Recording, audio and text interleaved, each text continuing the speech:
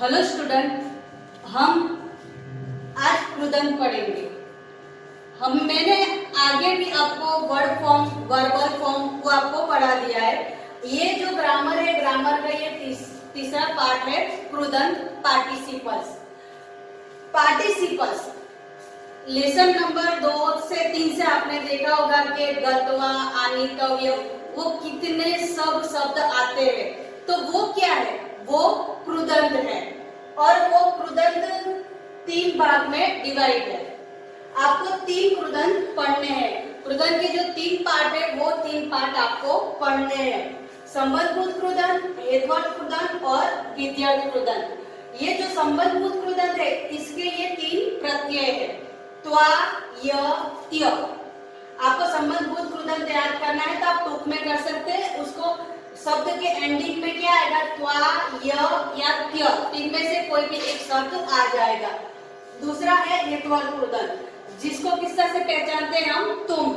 और विध्यर्थ कृदंत, जिसको तव्य, अनीय और य, उससे हम पहचान सकते हैं। यहाँ पे हमको एक प्रश्न हो सकता है कि संबंधभूत कृदंत में भी य है और विध्यर्थ कृदंत में भी य है। अगर शब्द के अंदर, अगर वाक्य में ऐसा कोई शब्द आ गया कि दोनों जगह पे य है, तो कौन सा विध्यर्थ है और कौन सा संबंधक है, वो हम किस तरह से पहचान सकते हैं? तो उसके लिए भी एक छोटी सी रीत है। अगर संबंधभूत कृदंत के अंदर य आएगा तो ये य के आजू बाजू कुछ भी नहीं आएगा। फॉर एग्जाम्पल, अनुभूय, यहाँ पे आपने देखा कि य के आजू बाजू कुछ भी नहीं है।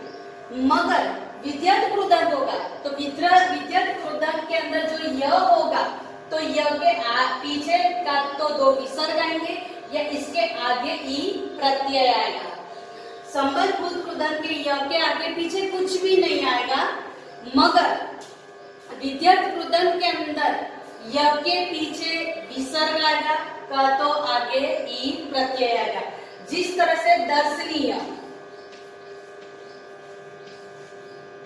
अब देख लो, य के आगे ई प्रत्यय आ गया। उसी तरह से पूजनीय, य के पीछे 2 विसर्ग आ गया। हमको ये देखना है कि अगर संबंध में य है तो उसके पीछे कुछ भी नहीं होगा। अगर विध्यर्थ में य है तो उसके पीछे का तो 2 विसर्ग हो गए, का तो उसके आगे ई प्रत्यय होगा। ये हमने देखा। अब एग्जाम में आपको किस तरह से आने वाला है?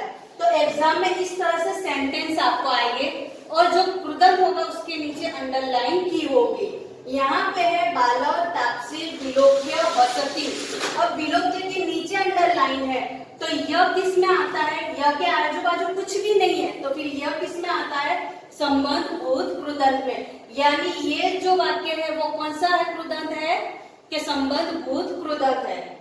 वृद्ध दंडम गृहीत्वा याति।